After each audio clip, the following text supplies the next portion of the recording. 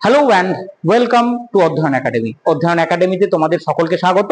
আজকের এই small video সেশনে আমরা আলোচনা করব রক্সের classification. So before going to discuss the classification, আমাদের জানতে হবে রক্স বা শিলা কাকে বলে।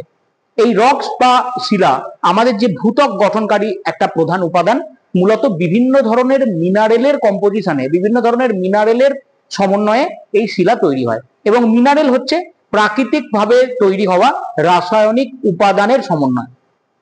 স্বাভাবিকভাবে এই যে শিলা, এর চরিত্র হতে পারে অত্যন্ত কঠিন বা হতে পারে তুলনামূলক কোমল প্রকৃতি। স্পেসিফিক্যালি আমরা যদি এই শিলার স্পেসিফিকেশনের কথা বলি, তাহলে শিলার ক্ষেত্রে আমরা দেখব উৎপত্তিগতভাবে বা তাদের চরিত্রগতভাবে মূলত তিনটি ভাগে ভাগ করা যায়। তিনটি ভাগ কি কি? Number 1 igneous rock, number 2 sedimentary rock, number 3 metamorphic rock. Igneous rock বা আগ্নেয় শিলা, মূলত এটা আমরা পাচ্ছি ইগনিস বা আগ্নেয় শব্দ থেকে।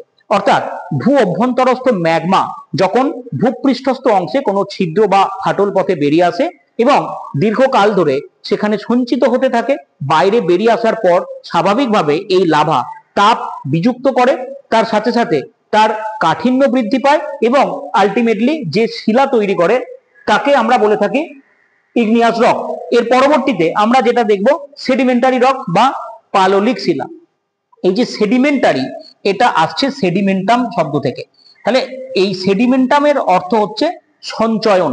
ধরে নেওয়া যাক কোনো একটা অঞ্চলে আমরা এই আগ্নেয় শিলা বা রূপান্তরিত শিলার আবহবিকার দেখছি এবং তার পরবর্তীতে এই আবহবিকৃত পদার্থ, চূর্ণ বিচূর্ণিত পদার্থ বিভিন্ন উপাদানের মাধ্যমে, এজেন্টের মাধ্যমে এক স্থান থেকে অন্য স্থানে আসছে সঞ্চিত হয়ে, এবং সেই সঞ্চয় যখন দীর্ঘকাল পর আলটিমেটলি স্ট্যাকড হচ্ছে, তখন সেই শিলাকে আমরা বলে থাকি কি সেডিমেন্টারি রক বা পাললিক শিলা। মূলত পলল থেকে তৈরি হয় বলে আমরা এটাকে পাললিক শিলা বলে থাকি।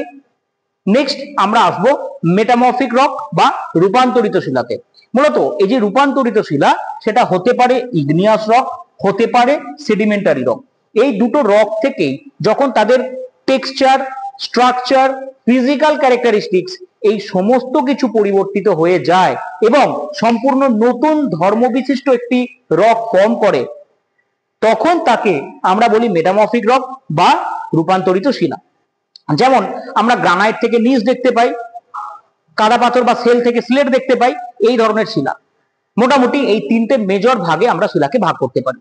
ঠিক এই রকম ছোট ছোট বিষয়ে তথ্য পাওয়ার জন্য অধ্যয়ন একাডেমির ইউটিউব চ্যানেলকে সাবস্ক্রাইব করে রাখতে হবে এবং সমস্ত নোটস বা ফ্রি আপডেট পাওয়ার জন্য টেলিগ্রাম চ্যানেল জয়েন করতে হবে, যার লিংক কমেন্ট সেকশনে দেওয়া। Thank you, have a good day.